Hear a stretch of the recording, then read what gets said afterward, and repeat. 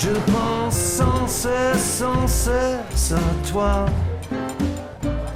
Well, hello and welcome to The Foretop. It's a roundtable discussion of today's hot-button topics in food and beverage. I'm your host, Catherine Cole. We are recording episode 40 at a very special place on a very special occasion. This is our second annual Oregon Truffle Festival episode, and I hope there will be more in the years to come. So for our first topic today, we will get an insider's take on truffles. Next, we'll have a very fun discussion about food in film. And finally, gourmet food fests. We are recording at Imperial Restaurant in downtown Portland, and we are joined by documentary filmmaker Beth Federici, who produced and directed the film James Beard, America's First Foodie. And returning to the foretop is film producer and food journalist Kathleen Squires, who was Beth's collaborator on the James Beard film. And I'm so happy we have longtime friend of the podcast, Ivy Manning here, who has stepped away from her current cookbook manuscript to join us. Since we are recording during the Oregon Truffle Festival, let's start with these homely, fragrant, and surprisingly precious little things. Ivy Manning, as part of your culinary training, you did a stage in a restaurant in Barbaresco, Piemonte, Italy during truffle season, and I'd just love to hear some stories about your interactions with truffles there. Thanks, Catherine. I love talking about it. I'm one of those people that gets it as far as truffles. I crave them. I did a 2-week stint in a kitchen in Barbaresco, Italy, in a place called Antiche Torre. And every dish during truffle season, people come from all over the world to eat truffles during the Alba truffle season, which is usually the end of October. So it's misty and cold and great weather for truffle foods that truffles are oil soluble. So when you cook dishes, very delicate dishes with cream and butter and goose fat, they taste great with truffles. So I was learning to make these dishes in the kitchen, hand-cut angel hair pasta that's made only with egg yolks. And it's just tossed with butter, fonduta, which is a Montasio cheese with cream served over polenta. These very simple dishes. But then when you sit down to eat, you buy a truffle, and it's yours for every dish that you have during the evening. So you're buying a whole truffle, and it's wrapped in a white linen napkin, and it's served at the table. And each course, it's shaved, and then you get this huge waft of the aroma. And it was really interesting on the backside in the kitchen because the door would knock, and a guy, frankly, looked like he came right off of the set of Caddyshack, Bill Murray style, with mud on his boots and an igloo cooler, would come in, and they would dicker over price, and they get out the little drug scale, and they would, to the very gram, they were talking about the cost. And the cost of these, especially nowadays, is incredible. They're well worth their weight and over their weight in gold. Because of the droughts that have happened, there's been the price is higher than it's been in 60 years in Italy. It's going for about $3,000 an ounce. So $3,000 an ounce. But that's kind of crazy. And there are truffles from other regions. But right now, Alba and Perigord, France, those are the two high roller truffles that you can get. And then Oregons are coming in about $233 an ounce is average right now, I think. But, it kind of depends where you're buying them. So there's a reason for that, too. They taste like musk, and they're sexy and cedar, and some people get pineapple esters from them. They make your mouth water. They can definitely put you in the mood. And I don't know if that's the price or the flavor. Well, and as we were discussing earlier, you and I, pigs apparently are turned on by truffles. That's Sows. Right. Yeah, there is I believe it's a pheronome. There's some sort of chemical compound in them that smells similar to the porcine sex chemicals, I guess. And that's one of the reasons they used to use pigs, and they still do in France, but they're greedy and they like to eat the truffles, and they're also very untrainable in a way. And that's why Italians say that they're better truffle hunters, because they use dogs. In fact, there's even truffle dog training schools in Italy. But I just heard that there's championships here in Oregon, and a Chihuahua just won. So it's really just up to training and the master, who can explain to the dog that they want you to find the truffle but not eat the truffle. We do have a special guest, Chef Vitaly Paley, joining us for our first segment, and he is going to tell us all about how he cooks with truffles. Vitaly is one of Portland's most cherished citizens, and he's the executive chef and owner of this restaurant, Imperial, as well as Paley's Place, Headwaters, and The Crown, all in Portland, Oregon. Welcome, Vitaly. Hi, everybody. Vitaly, I'm going to give you my mic now because I'm wondering if you can share with us some kind of insider chef scoop as to how to cook with truffles. I think a lot of people would love to bring truffles home if they could, but have no idea what to do with them.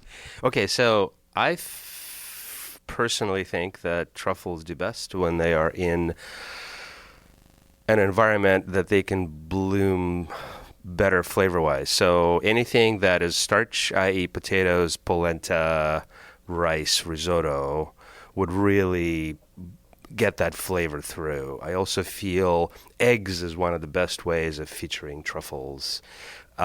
So it's not like you can take a truffle and take a big old bite out of it and taste truffle. You will taste them so much more if they're in something.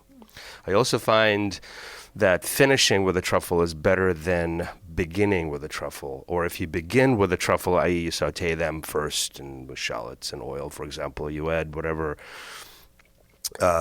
food stuffs to it, you'd always finish with the truffle at the end, so you emphasize that flavor. So those would be the two ways to do it.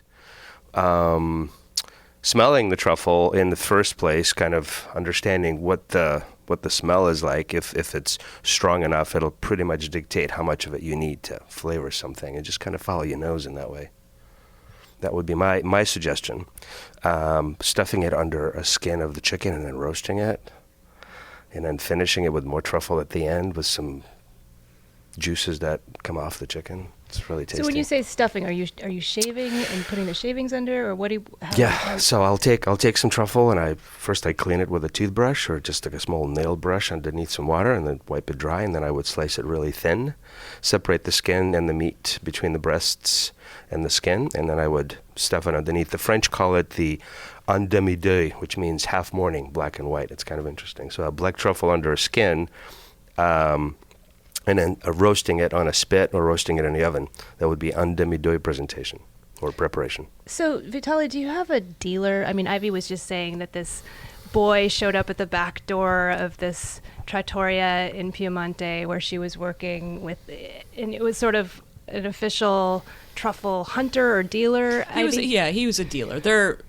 Most chefs have a relationship forged with dealer, with foragers. Yeah. And they'll bring them directly to them. You really want them as soon as they're up, as soon as they find them. And Chef, maybe you can speak a little bit to a truffle being up or being ripe, and how, unfortunately, a lot of truffles that come on the market for regular consumers are ones that aren't ready or over-ready. Yeah, I find here locally that there is a little information about the best way of harvesting truffles, if you will. The local truffles are usually very high up on the ground. You can actually see them sometimes, or you can actually even smell them if they're ripe. So a lot of people tend to not use the dog method of going after the truffle, and they just rake them in. When you rake them in, the problem is you may be still doing a very sustainable way of harvesting, because it's not really, you can't really over harvest in that way. But at the same time, you just rake in everything. So there's no way to saying ripeness. Where dog goes after the ripe ones, and so anytime you get something harvested by a dog, it's going to be a ripe truffle. And yes, we have several harvesters or foragers that we work with. Some of them are third parties, some of them go directly to them.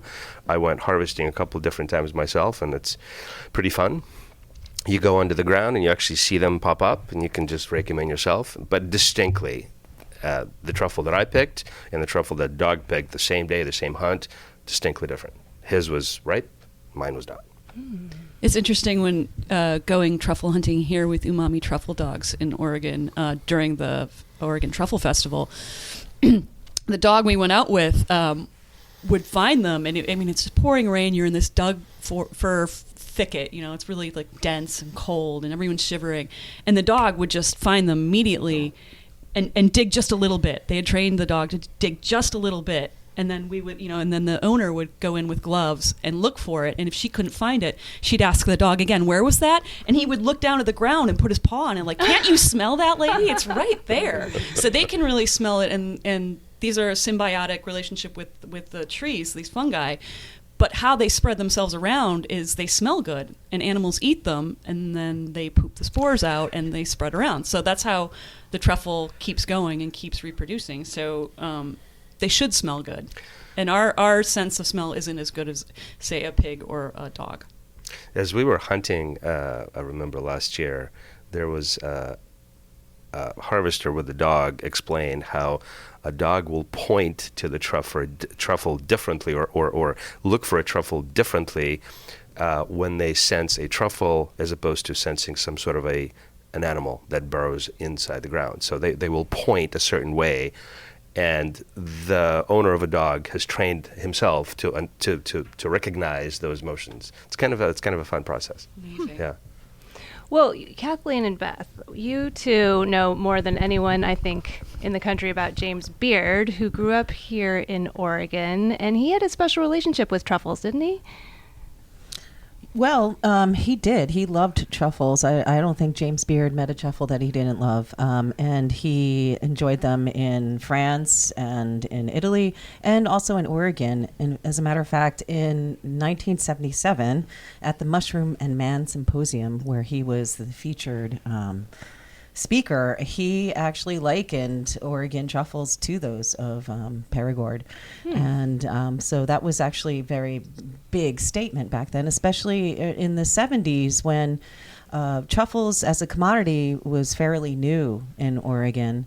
And back to what Vitaly said, James Beard he had a bunch of great truffle recipes, and he said that he loved them best on potatoes, number one, and then eggs, number two. And some of his knockout recipes include truffled potatoes that he sautés in goose fat, and then he made like a galette with layers of truffles, and that just sounds amazing. He also had a great recipe for a galantine of turkey with truffles and pistachio, truffled pasta, and I think that James Beard actually would be thrilled to know that there's an actual Oregon Truffle Festival here now. Those all sound like really, really good recipes. I know. I want to taste them right now. I get really excited, first of all, at the changing seasons. And when the truffle season starts, it sparks up new interest in our kitchens throughout to see what else we can do with the truffle. So the search will never go. Yes, last year we did this dinner for the Truffle Festival, within which we kind of experimented with different ideas. And I found that apples and truffle go really well together. We made these Hasselback apples. We sliced them thin, and we layered them with black truffle in the middle, and then we baked them with a little bit of butter and some cognac, and then we served them that way. It was kind of this crossover between sweet and savory. You could actually serve it with a pâté or a terrine, or you could actually serve it with vanilla ice cream on the top, or maybe like truffle ice cream on the top. Oh my gosh. It's really tasty. This year for the dinner tomorrow, we're going to do this Italian dessert called tartufo. And it's basically a very traditional dessert. It looks like a truffle, but there's usually never any truffles in there. There's usually like either a caramel center or a cherry, and then ice cream, and then dipped and then just rolled in chocolate, so it looks like a truffle. But we're actually making truffle ice cream, two different kinds, one black, one white. And we're making a smaller scoop of black truffle ice cream, larger scoop of white truffle, dipping it in chocolate. Caramel in the center has some truffle and thyme, serving with huckleberry sauce, which is also wild, harvested wild in the wild here in Oregon. And as we were tasting through this dessert, it was just fantastic. So I'm sold on sweets and truffles at the same time. So, Oh my gosh, yeah. you just blew my mind. Good. All right. I'm glad. Hopefully it'll taste as good as it sounds. I know it will. Well, thank you for joining us, Vitaly. Thank you for having me. I wonder if we should transition to our next topic, which is food festivals, because Kathleen, you are here from New York. Yes, You I am. Flew out here to be in the gray, rain, cold for Oregon Truffle Festival week. So we thought it might be fun to just discuss food festivals in general, particularly gourmet food festivals. It kind of blows my mind that people would travel from all over the world to be in Oregon this time of year. So Kathleen, you and Beth have been traveling around the country doing these kinds of festivals, screening your film.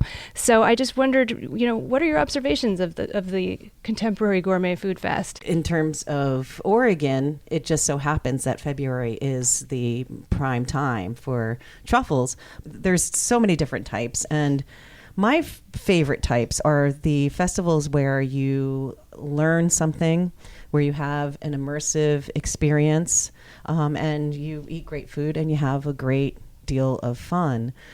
Feast Portland is actually one of my favorite. I think it's the only festival of its type that I go to anymore, because I feel like it's more than just so many of them have become celeb fests. I mean, you're standing online with the possibility of maybe rubbing Guy Fieri's shoulder, and I just don't understand. Like, who wants to do that?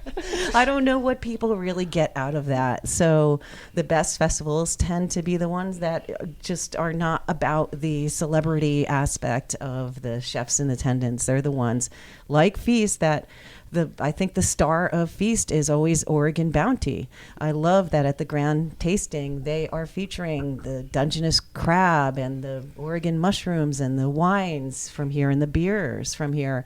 And so that's what's really celebrating. Then you have intimate dinners that you can break off into and really experiencing what a chef is up to, whether they're from here or visiting. There are seminars about wine and beer and other things, so people do learn. So I think those tend to be the best ones. And then you see this trend, and these are actually very expensive, but they are great. I mean, people really walk away with so much at places like the Madrid Fusion and the MAD. I don't know if you really would call them festivals, but more food symposiums. But there are, of course, a lot of dinners and things going on with them as well. But these are the places where people are having a real dialogue about the future of food and the importance of food and reducing waste and health and all of these important issues that are going on in food today. And I tend to love those festivals. They're not just the tents and toothpicks. Right, exactly, exactly. They're not just tents and toothpicks. As I said, there's a real dialogue that's going on. I love discovering a new food at a food festival when you're traveling. I spend a lot of time in Puerto Rico, and we go to, in November, the Pasteles Festival in Orocovis, which is in the center of the island. And we'll always bring someone, even locals there who've never been to it before. And these are the Puerto Rican version of tamales, and they'll have a festival where they make them in so many different ways and with different fillings, and that's super, super fun because they're so labor intensive. They're only made around holiday season, so it's so great to be able to just dive in and try all the different types. So I think food festivals are changing for the better in that way, and as I said, becoming less of the tents and toothpicks and brushing a celebrity's shoulder. And well, and Kathleen is the food writer in our team. I'm the filmmaker, and so one of the things that's been fun for me is being invited to go to food film festivals, which is becoming very popular. So that's a thing? Film festival? Yes, as a matter of fact, we screened both at the New York Food Film Festival, which I'll tell you about, which was an incredible experience, and then also the Flatiron Food Festival Food Film Festival in Boulder. It's really amazing experience, and Jeremiah Tower was there because his film was screening as well, so that was fun. But I think people, like Kathleen said, they get an opportunity to watch a really fun film, be educated about something in the food world, and then also eat delicious things. So, for example, at the New York Food Film Festival, they literally made the recipes that the chefs in our film make. So as they were eating the onion sandwich, little minions were coming down the aisle and passing little plates down the aisle. Oh, so they fantastic. were eating in the theater and drinking champagne. They made a special James Beard cocktail. So it really, I had never been to anything like that before. It was really, really spectacular.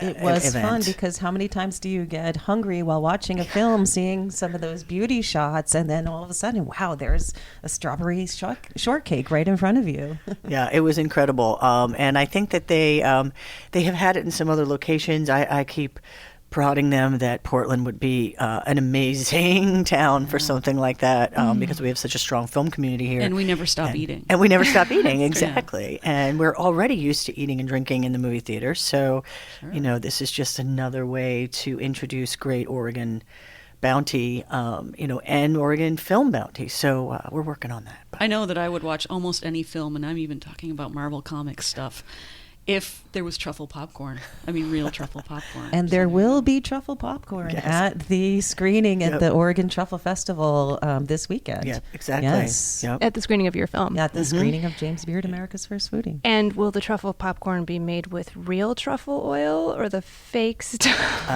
Well, I would imagine. I would imagine it'll be the real thing. Yeah, I would hope so. If you're right in the middle of Truffle Festival. Yeah, exactly. Yeah. Well, I like you were saying, Kathleen, earlier about having a tie to the region, and so many of the festivals, like you were saying in Puerto Rico, that kind of have longer culinary traditions. They've been doing these festivals for decades, if not centuries. And I just want to mention a couple of my favorites. One in Italy where everyone just throws oranges at each other. I think I can't remember what it's called. And then there's one, it's the Battle of the Oranges in Ivrea. And then there's one in Spain called La Tomatina in Valencia. Have you guys heard of this one? Where everyone just throws tomatoes at each other. And they aren't even pretending to be educating each other about food. They're just having a great time. Giant food fight. Celebrating the season. Ivy, have you been to any fabulous food festivals and interesting parts of the world? My parents met because of a food festival in my hometown of Sheboygan, Wisconsin. We have Bratwurst Festival every year. It's a pretty big deal, because they can get like Earth, Wind, and Fire to come and play. Wow. I mean, it's like people come from at least 20 miles around for that one. I've been to the incredible Food and Literary Festival in Ballymaloe, Ireland, which was an amazing experience. And really, from a tourist standpoint, I think the great thing about food festivals is there's locals coming to these events too. And whereas you might sit down at a table at a fancy restaurant and have a meal with the people you're traveling with, you're probably not going to talk to the people next to you. But at a food and lit festival like that, or a food festival, you might be able to meet someone. Or I had a really sort of salty old dude in Ireland, at Galway, Ireland, at the Oyster Festival, teach me how to shuck an oyster.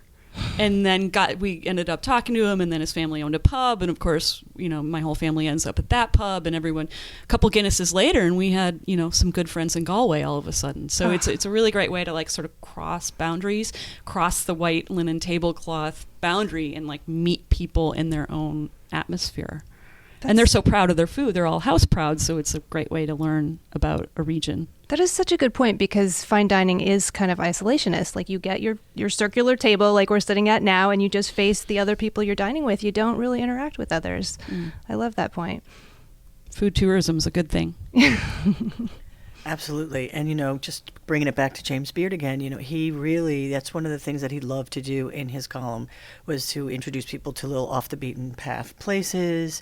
When he would travel, he would tell people about places that he found, because he wanted to support those local restaurateurs and those local producers, but then also share his wonderful adventure. Or if we forget that there was no Yelp and there was no Eater, and, his column was really a predecessor to social media as far as letting people know really wonderful off the beaten path places and festivals.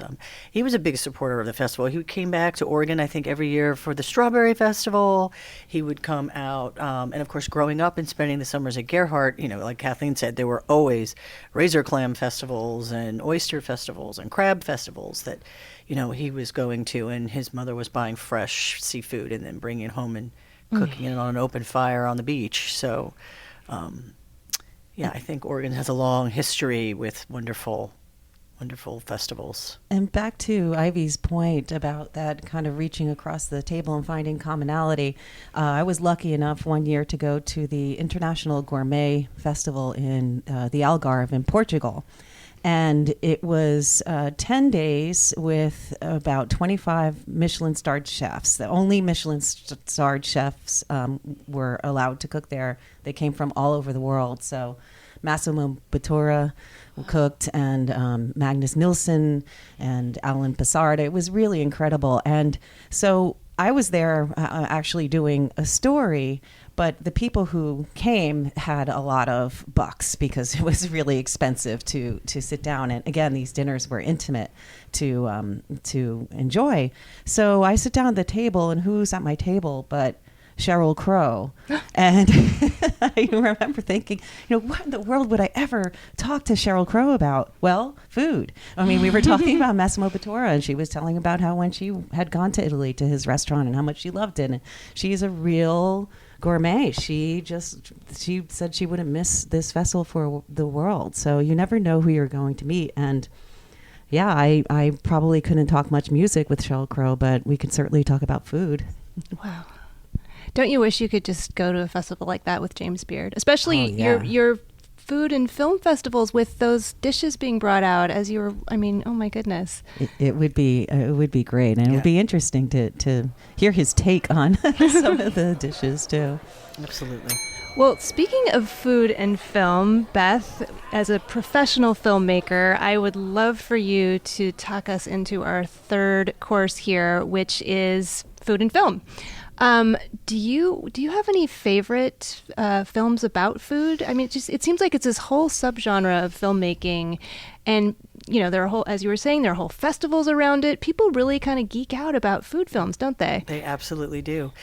Both documentary and narrative. I mean, of course, Big Night I think will always be one of my favorite films, and of course, Chocolat is another one that I loved, and.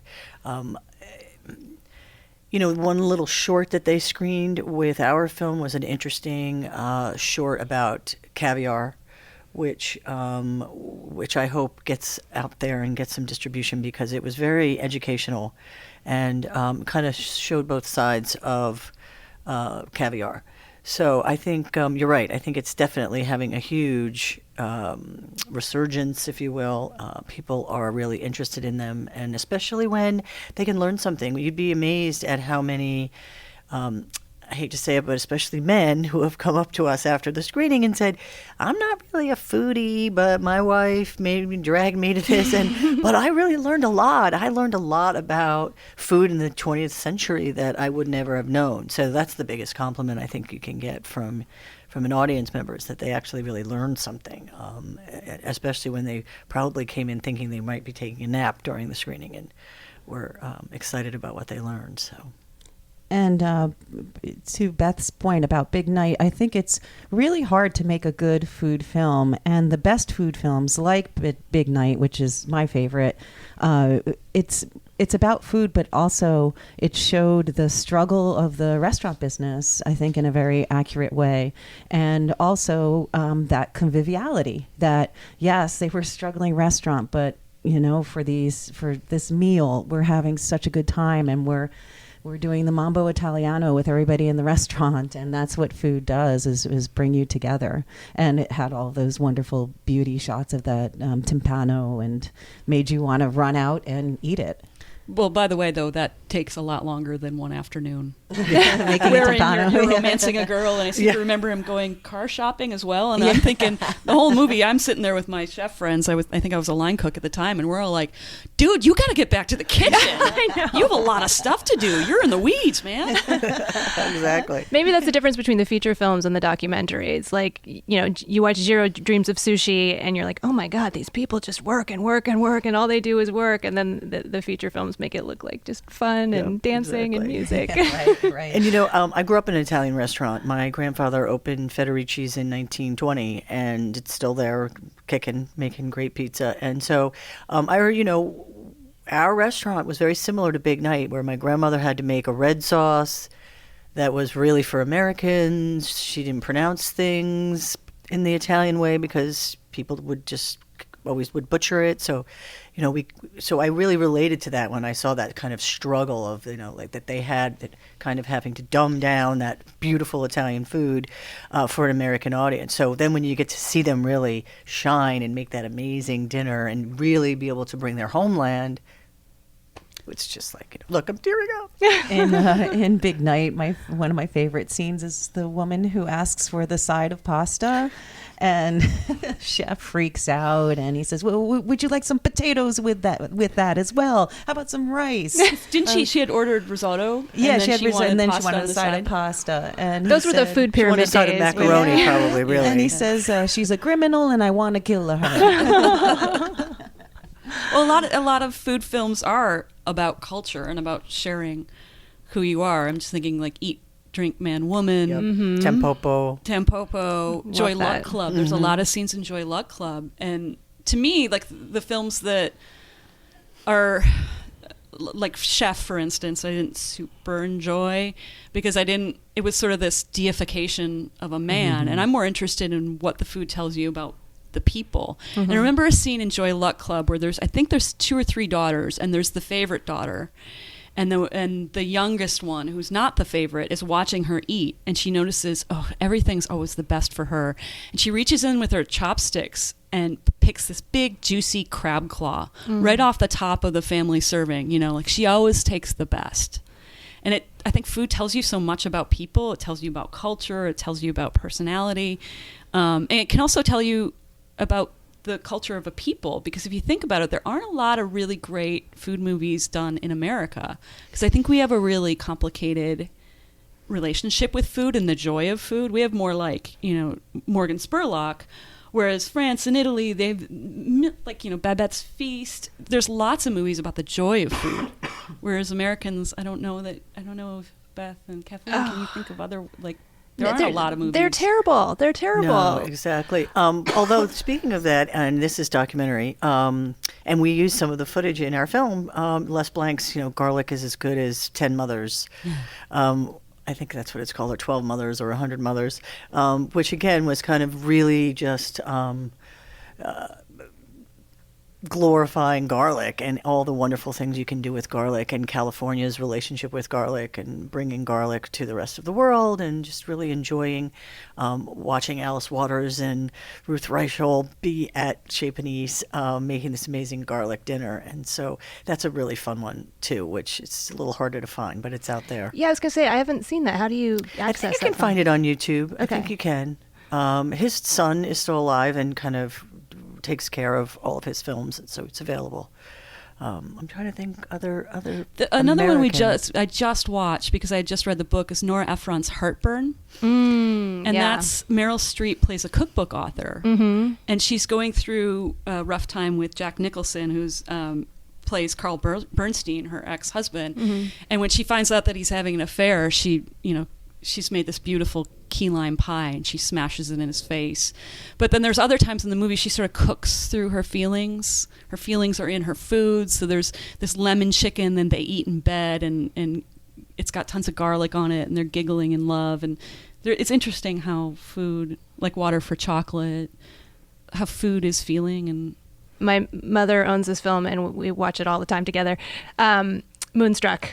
Oh yeah. It's all like all the cooking and eating is all tied to emotion, and it's tied to being Italian. And I mean, there's so many classic moments, like Cher telling Nicolas Cage, "You've got to eat this steak raw. It's blood for your blood," and he at one point he like knocks over the kitchen table, and the plates go flying across the room, and they're like passionately kissing. And I mean, it's just all about food, passion, family, Italian heritage, all tied into one. I love that film. Yeah, I love that film too.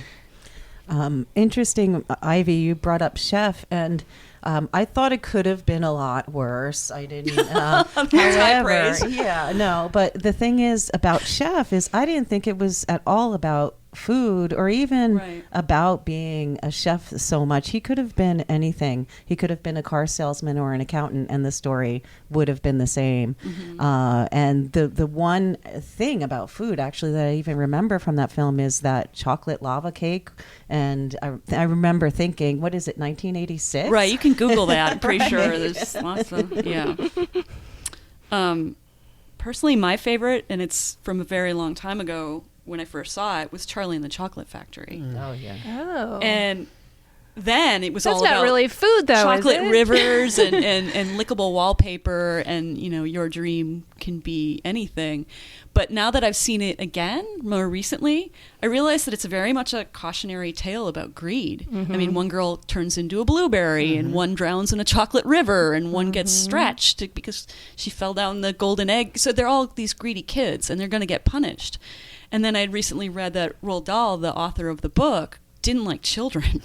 So here's this child film that I adored, but it's really actually kind of, I've had a lot of friends tell me they thought it was really scary when they were kids. So it's interesting. But lickable wallpaper. Yeah. Well, as someone chocolate with river. 2 kids, can I recommend that adults and kids go rent or go to YouTube or Netflix and watch Ratatouille if you haven't seen it before. Ratatouille. It's such a great film, and it's so great for kids. Like kids, we watched, I think my kids had seen it once or twice before, but we watched it together like a month ago, and, they come away wanting to cook. That's what they, it just inspires them. It makes them want to go to the kitchen and cook something. And, it's amazing how sometimes children's films can be better than adult films. For one second, I kind of toyed with the idea of using a clip from that because, everybody we interviewed said that James Beard had the most incredible food memory. He could remember if you've seen the film, he could remember what someone was wearing when he ate a scoop of goat cheese from her French farm, 50 years ago. So that scene with the food critic and just kind of getting sucked back into his childhood when his mom would make him ratatouille was so true. It's so attached to our memory and our nostalgia, especially good times and sometimes bad times too, right? I mean, it can be such a comfort. I guess food really is a great unifier, and thus there's lots of films that are ostensibly about it. Absolutely. Well, does everyone want to go around and maybe just tell us what their favorite food film or their least favorite food film is? I already did, but Yeah. Kathleen? My favorite is Big Night. Yeah, I really think so, too. really love it. And least favorite, gosh, there was that one. I don't even. It was so bad, and I didn't finish watching it. And it was with Bradley Cooper, and I'm forgetting the name. Burnt. Oh. Yeah, that was bad. What is it with these American food films? Yeah, they just and they don't ring true at all. The bad ones. Yeah. No Reservations with Catherine Zeta-Jones. I not have the pleasure. I've only watched like the first third of it, and I had to just stop it. And the worst part was Aaron Eckhart was supposed to be getting back to the Italian thing, the passionate Italian chef who plays opera in the kitchen, and he was so miscast. And it was just, why can't American movie makers, other than you two, nail the food film? I know. I don't know. That's a really good question. I think that we are such a big country, and we have so many regions that I think when you see a film that's coming out of France or out of Italy, it feels very unifying, and I think that's hard for us in some ways to translate because we're so diverse that if you're focusing on one, is everybody going to be interested in that? I mean, I don't know if that's the case. I think in the case of some of these more recent bad films is because food has become so hot and trendy that everyone wants to jump on the bandwagon. Oh, let's make a food film. And they don't really. The bad ones, they're not really about food. Yeah. It's hard to make a good food film because the good food films display what the food means, and it goes beyond just, oh, he's a rock star chef, or just they have a restaurant, or it goes beyond that. It tells you what the food means. It shows the influence of the food and the emotion in these people's lives. And it also even goes beyond the beauty shots of food. Yep, exactly. But there's something to be said for, I like that in the shorter format, the beauty shots. There's a show, I know I mentioned it to you, Catherine, before, called Samurai Gourmet. It's on Netflix. It's a TV show, so it's a series. And it's this sort of retired Japanese man, and he has this imaginary alter ego of a samurai. Like, what would a samurai do in this situation? But mostly it's just him eating, and then they show him, they show the chef in the kitchen making the food, and they do this sort of like misty lens. So you're watching them, beautifully chopping vegetables, and it's all misty, sort of Sophia Loren looking, and you're like, oh wow, what's that? And then he eats with his face. The actor just lights up when he tastes something, and then he goes into these memories like Ratatouille, like the Madeleine. That sounds so cool. It's a really great show. It's on Netflix, and it's all in Japanese. I'm not quite sure if it's for American audiences, but it's all in Japanese with subtitles. But I really recommend that for if you want a little food porn. Cool. I hate that word. No, but I love that word. that phrase, but it is, especially if you like Japanese food, because that director can make an omelet look amazing. That is a great note to end, because I think I'm going to have to run out and go watch that right now. Well, let's move on to our dessert course, where we each share a little something we've been enjoying this week. Although I might just want to, for my dessert, just mention one more film, because there are so many. Let's see. Mine is, getting back to the Italian theme, Goodfellas. It's not a food film, but it's this very stressful film where Ray Liotta is, I think he's a cocaine dealer, and the FBI is chasing him around. And in the key scene, he's cooking dinner for his Italian family while running around, trying to finish this drug deal. And his girlfriend is cutting up cocaine, and his wife is doing something else. And this teenager who's supposed to carry the cocaine on the plane is spacing out and giving the FBI all these clues. And my favorite, this line I repeat to myself all the time, because I always have too many plates spinning. And the line is, "Don't let Karen touch the sauce," because he'll be like just running, sweating, and he's keeps calling home and is like, "Are you stirring the sauce? Are you stirring the sauce?" It's just I love that for his family, food is more important than being arrested by the FBI, basically. Yeah. Well, and isn't there a great scene in that also when they're in jail? Like all the old dons are in jail, and they've been allowed to bring in basically an entire kitchen, and they're making Sunday dinner, in prison. They slice garlic cloves with a with razor blade. Right? Yes. I love that. Yeah. Exactly. So, just because you're in prison doesn't mean you have to eat badly. And maybe, instead of making a food film, make a film and then make food be a main character. Maybe that works out better. Yeah, exactly. Kathleen? Well, I brought, and being that we were talking about food festivals today, chilies from New Mexico. I went to the Hatch Chili Festival this year, and I came back with a jar of Zia, the brand is Zia, roasted chilies. Yes! Yeah, aren't they so good? Oh, they're amazing. And they've really changed my cooking. I put them in everything. So I came back with those, and then I went up north, and in Santa Fe, outside of Santa Fe, I went to Chimayo, which is a site of there's a church there, and it's a pilgrimage site, but people also go there to get this particular dried red chili, which again just transforms everything you put into it. It has, it's tart. It almost has a citrusy flavor. So my dessert today is chilies, both the roasted chilies and the dried chilies from New Mexico. That sounds delicious. Ivy, how about you? I hope it's okay that this is my dessert, because I've been spending a lot of quality time with my 3 Instant Pots. Because you're writing your second Instant Pot cookbook. Instant Pot book, and I'm not into garlic presses or any gizmos or gadgets, but this is just basically an electric pressure cooker. And I'm on my second book, working on my second book with my Instant Pot, and I spend a lot of quality time with it, and I'm simply amazed at what an electric pressure cooker can do. I'm obsessed. That's such a good dessert, the Instant Pot. I had some chef friends over last night for dinner, and I made collard greens with pork hocks in the Instant Pot. I made the most delicious ribs I think I've ever made in my life in my Instant Pot, and macaroni and cheese all in one pot. So I had 3 Instant Pots going at once, and I'm telling you, I got to sit down and have a glass of wine and talk to them. And then all the beepers went off at the same time, and I had to flee to the kitchen, but still in all. Try not to burn your face off with all that steam. I'm amazed at what it can do. So that's my new, I'm drinking the Kool-Aid, the Instant Pot Kool-Aid. And it's so easy to clean up, too. Just you take that pot out, stainless steel, throw it in the dishwasher. It's awesome. Yeah, I'm part of the cult as well. You're a pothead? Yeah, you're a pothead. All right, Beth. I know, and I was going to say, because I've been really using my crock pot a lot lately, so kind of the same thing, especially as a pescatarian.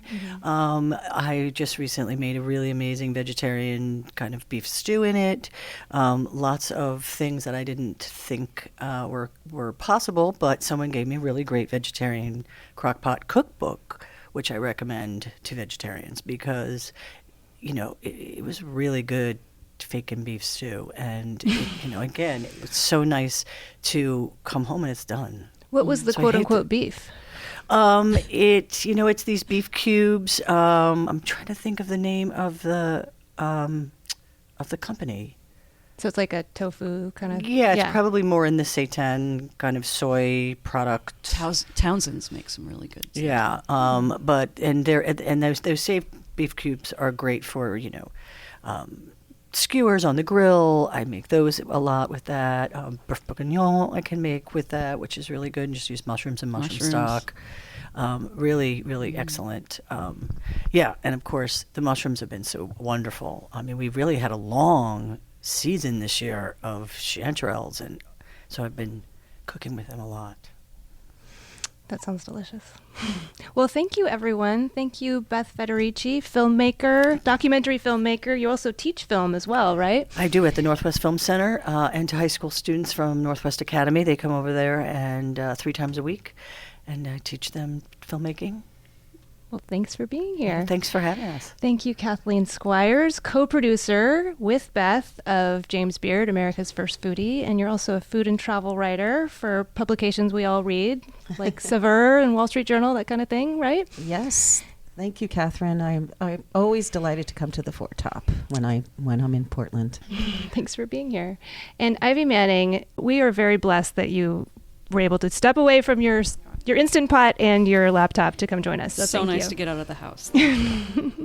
Today's episode was recorded in the high-fiber, protein-packed city of Portland, Oregon at Imperial Restaurant downtown during the Oregon Truffle Festival. You can read all about our show on the OPB website.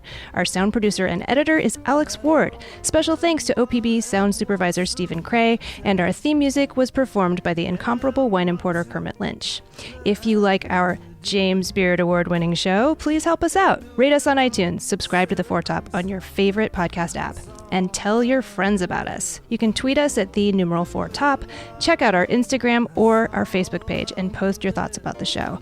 We would love to hear from you. Bye-bye. Nuit blanche, nuit blanche, nuit blanche.